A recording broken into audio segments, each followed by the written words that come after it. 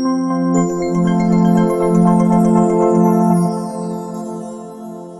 and welcome to this episode of the Natural Clinic Live. And today I am joined by Joao Rosa, who is an acupuncturist at the Natural Clinic.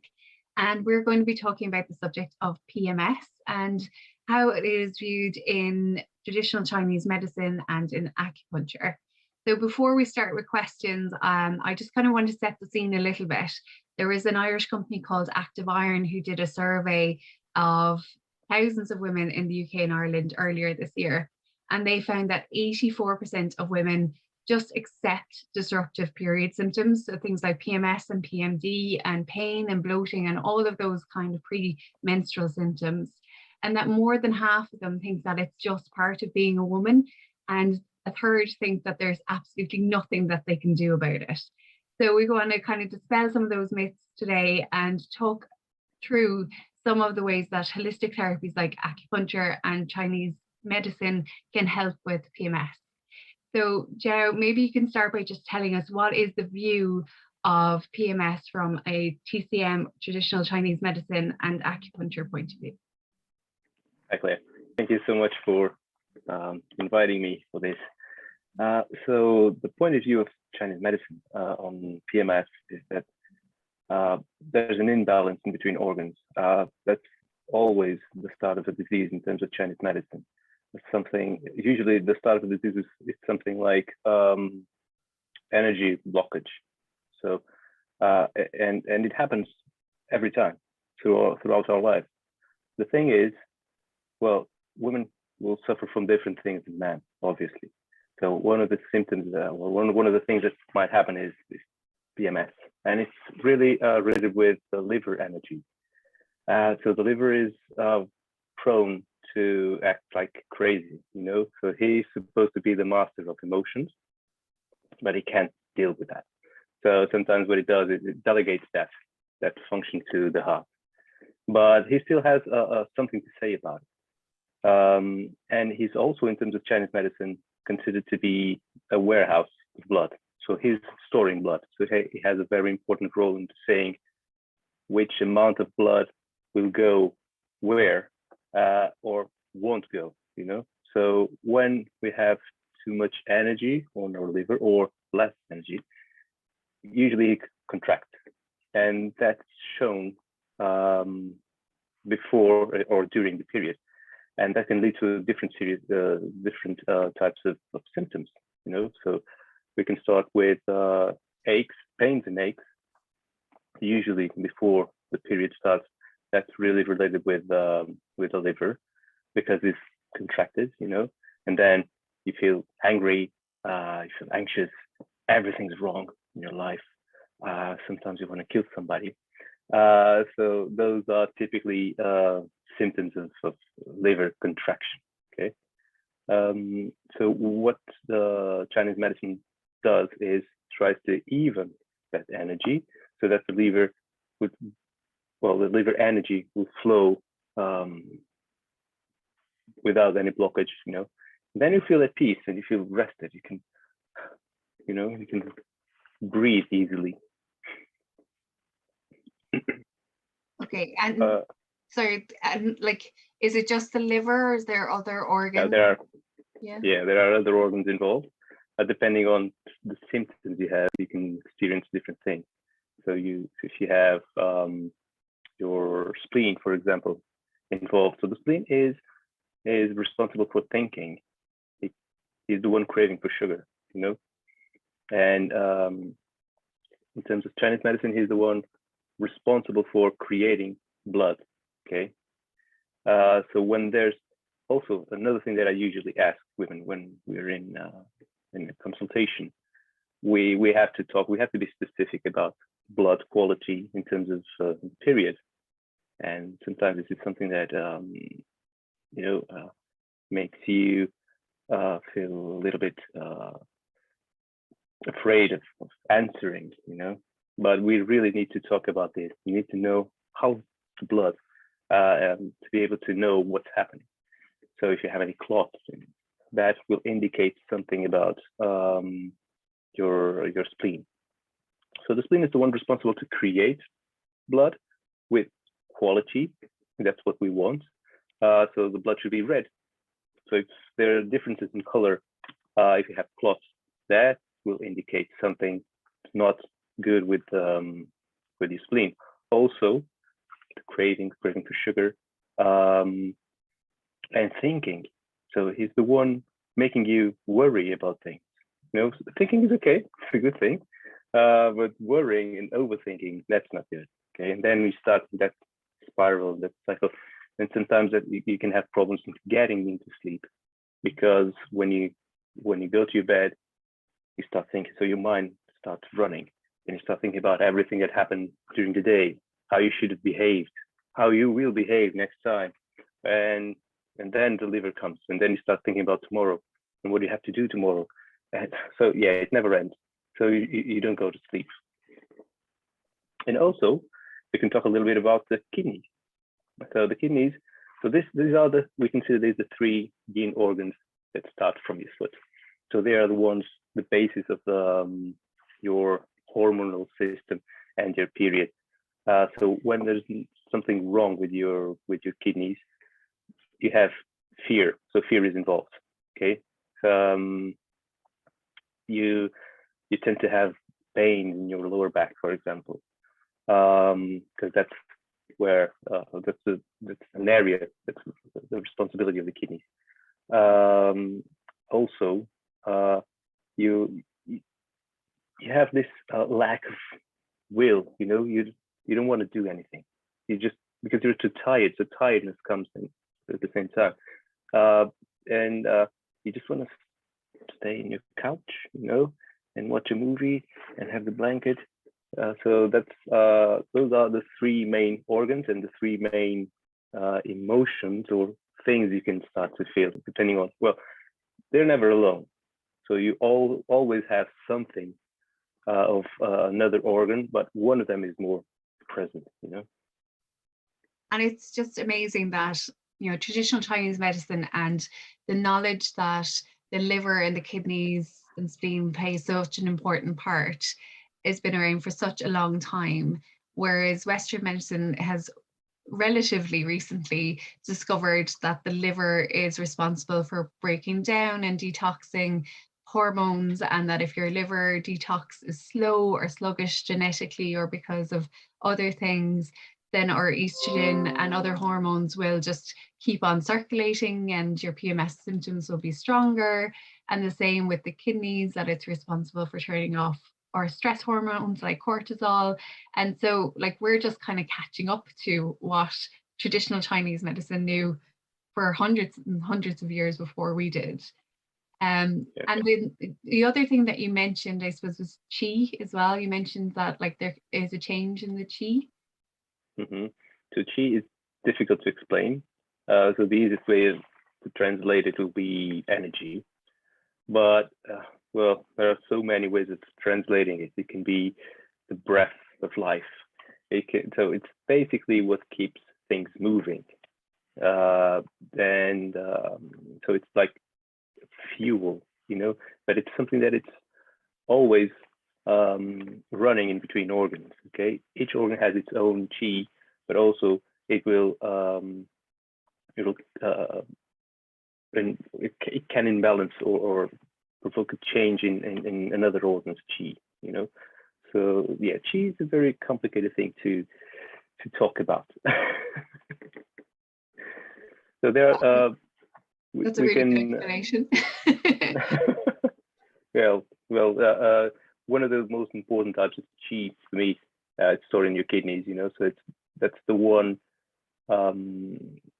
It's a gift. It's a gift from your parents. So that's your battery for life. It's always there. So if you misbehave, if you do something that you shouldn't be doing, if you oversleep, or if you don't have any sleep at all, so everything that you do more than you should. So the extreme, overeating, not eating. Okay, so you're always asking the kidneys to be there. So the kidneys say, okay, you've done it again. Okay, I'm here for you. So this means that you will die younger. So the trick is to save that energy. Okay, you will always use it, but the thing is, use it wisely. And the ways you have to produce energy will be through breathing and eating. And eating goes to the spleen, so the spleen is the one responsible for creating qi in blood. And then it'll pass that to your lungs, and your lungs will distribute that to all the other organs. So those are little tricks. That's why eating is so important. That's why you should always consider what you're eating and be aware of what you're eating. Perfect. And I suppose the first interaction, hopefully, that you will get with women in relation to PMS and their periods will be teenagers who come into the clinic. And I know that, as we come into our teenage life, our periods can often be heavier, or, they're not as stable in terms of like a cycle that's predictable. And we can often get worse PMS, and it might be newer to us. So I'm sure that you've experienced having lots of teenagers come into the clinic, maybe not as many as you'd like, but there's definitely a lot that do come in. Mm-hmm. I'm doing this work that I really want not only teenagers, but mothers as well to be aware that this is something that you shouldn't be worried about. So the period should be something that will appear every 28 days. And I always say this is not 20, 29, it's not 27, it's 28. Okay, so like the moon, it has the same cycle. So you shouldn't be expecting it not to be okay. Only in the beginning. So when you start having your period, if this only happens here, in the West, because of the way we eat and the pace of work and school. So it's really crazy nowadays. So I'm always expecting things not to be okay when period starts. So you can have really heavy flows or light flows, or becomes 1 month, then vacations, and 3 months later it decides to come. You need to treat that. Okay, so someone that is doing acupuncture before, I'm not expecting them to, when the period starts, I'm not expecting them to have any kind of troubles, but that hardly happens. So yeah, so when teenagers, when they come into the clinic, sometimes it comes from a different thing. So they're complaining about anxiety, for example. It's happening a lot. And of course I have to talk about the period, how it is, and it's never okay, but they say it's okay. So when I ask the question, so let's talk about your period, so how is it? Oh, it's okay, it's normal. And then I have to ask, okay, so what's normal for you? Because there's this thing about, sometimes, not all the time, they talk to their relatives, so their friends, and they think that that's normal. Or if it's not the same, well, it's more like the same, so yeah, it's normal. And it's not, because it's happening almost to everyone. So you should be aware of that, and it's something that you really need to treat, because it will do a very good job in terms of future, and I'm really talking about emotional things. I'm talking about the way you deal with anxiety and depression. If you don't take care of your blood, then your Shen won't be okay, and the Shen is your mind.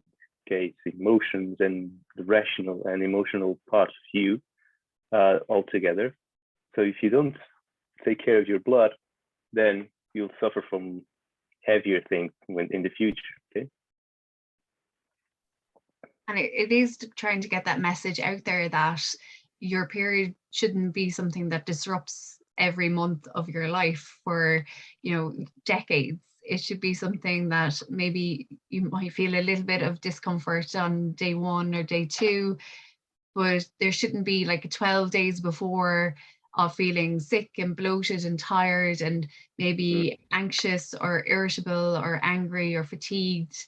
And then like a full week where you just can't socialize or plan anything or exercise, followed by like a final bit of relief, and then you're back into the cycle again. Like that is portrayed often as normal, but it's not the norm, totally. not the way it should be.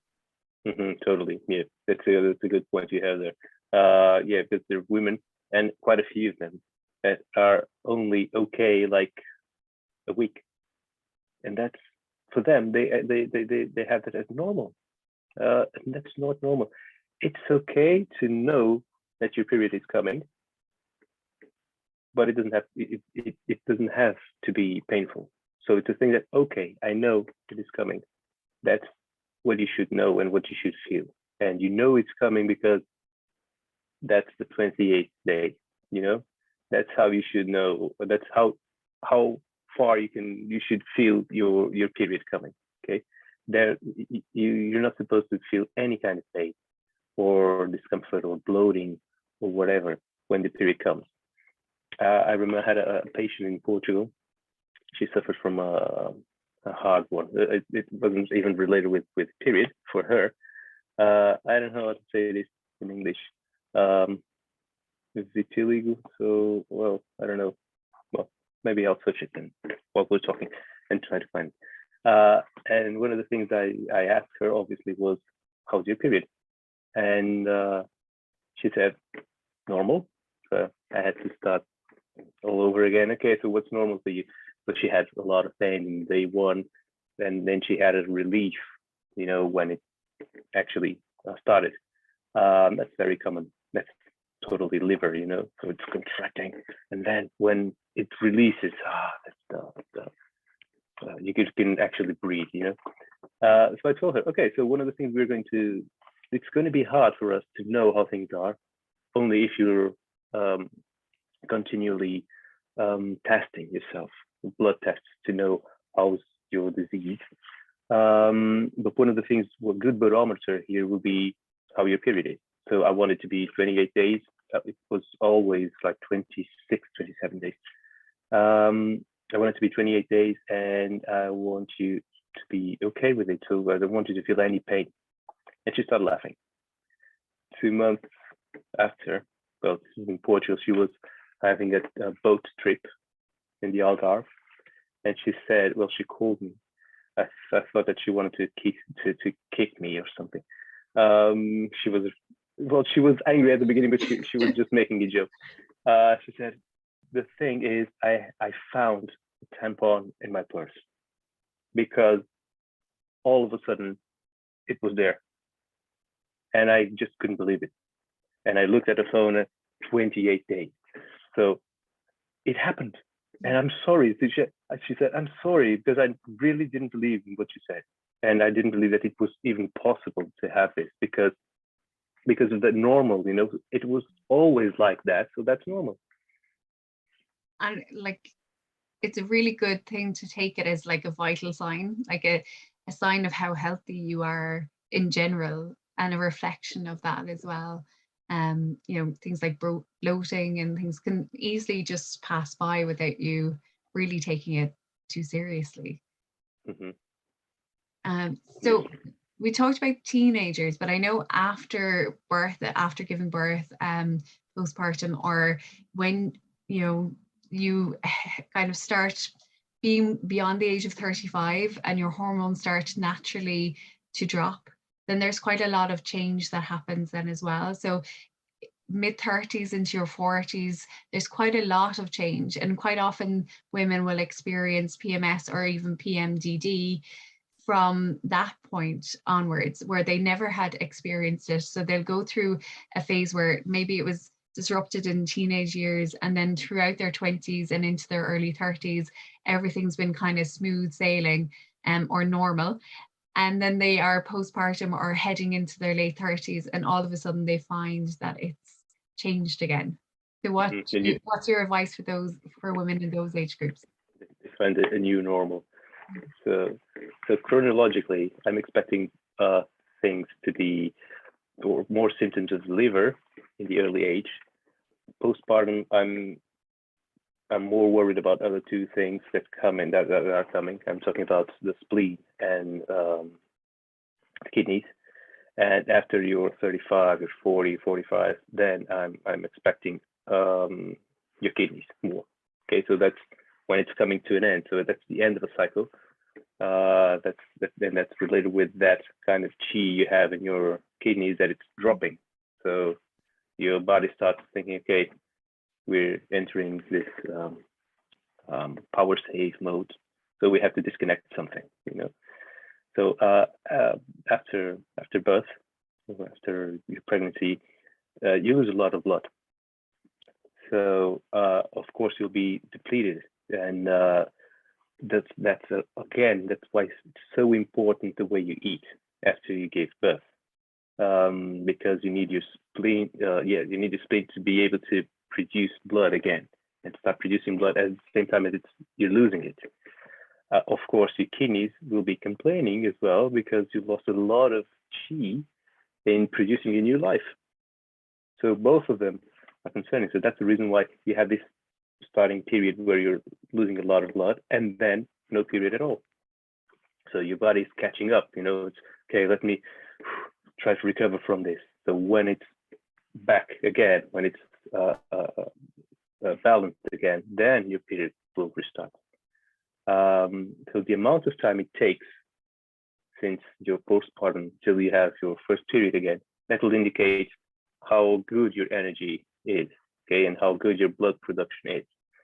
So that's obviously always something you need to take care of after childbirth. Again, after you're 35, yes, we're expecting the kidney the kidney energy to drop.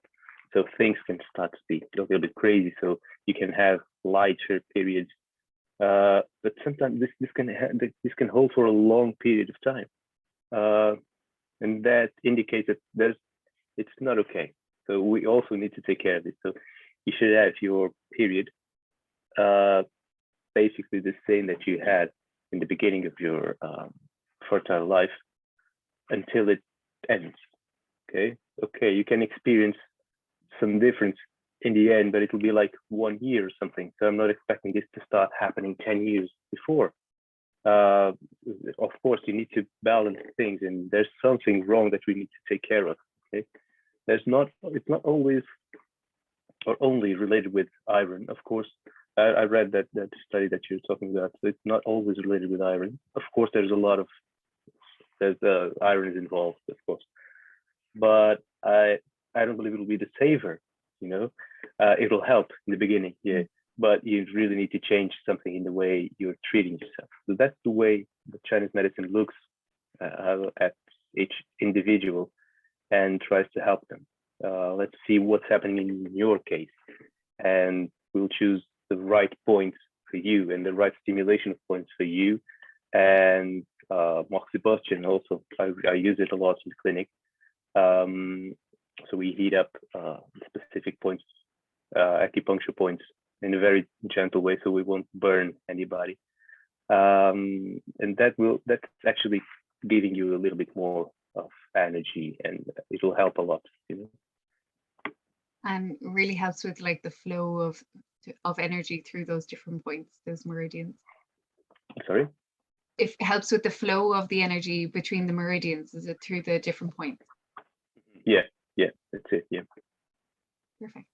And then I suppose there's a really long and kind of varying gap between when our hormones start to naturally dip from 35 onwards. So it could be a very gentle dip from 35 to 45, 50 for some women. It can be a very sudden, sharp fall off of 45 for other women. For some women, it could be 55 or even later. But eventually we will go into menopause, and prior to that, our periods do go all over the place, and they can be lighter, they could be heavier, they can go missing for a while and then suddenly come back. They can do all kinds of things, and that's, I suppose, where a lot of women suffer from a lot of different symptoms. So, huge emotional and mood changes, night sweats, all like tenderness, low, like really amplified.